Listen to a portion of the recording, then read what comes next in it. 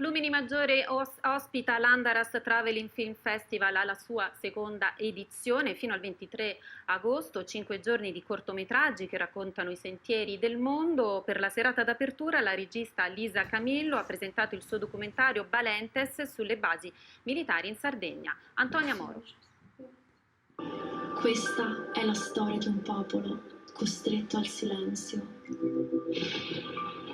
Per la serata inaugurale dell'Andaras Traveling Film Festival, la direzione artistica di Giovanni Piras ha scelto di proiettare il documentario di Lisa Camillo, sardo-australiana che, rientrata nell'isola dopo 15 anni, voleva raccontare il paradiso vissuto nell'infanzia in Costa Smeralda, ma lungo il suo viaggio ha scoperto delle spiagge inaccessibili. Ho scoperto che quello che sta succedendo in Sardegna è molto simile, se non identico, a quella che sta succedendo nei Balcani, in Afghanistan e in Iraq, dopo che i militari hanno usato l'uranio impoverito nelle guerre. Stessi tipi di tumore, stesse anomalie nel bestiame e nei neonati. Ci sono state diverse denunce, pastori e persone che abitano nei dintorni del poligono che si sono ammalate.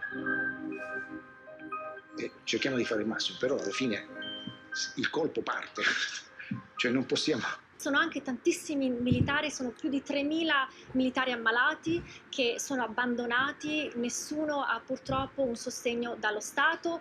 Sono 26 i cortometraggi selezionati dalla giuria dell'Andaras Traveling Film Festival, giunta alla sua seconda edizione. Il viaggio racchiude i sentieri e sono questi diversi tra loro. Ci sono quelli dei minatori del Sulcis Iglesiente, quelli dei cineasti, dei giornalisti e dei fotoreporter che hanno inviato le loro opere da tutto il mondo. Più di 100. Oltre al cinema anche le fotografie di Alessandro Gandolfi, 10 scatti da 10 paesi che raccontano storie. Il festival si chiuderà il 23 agosto.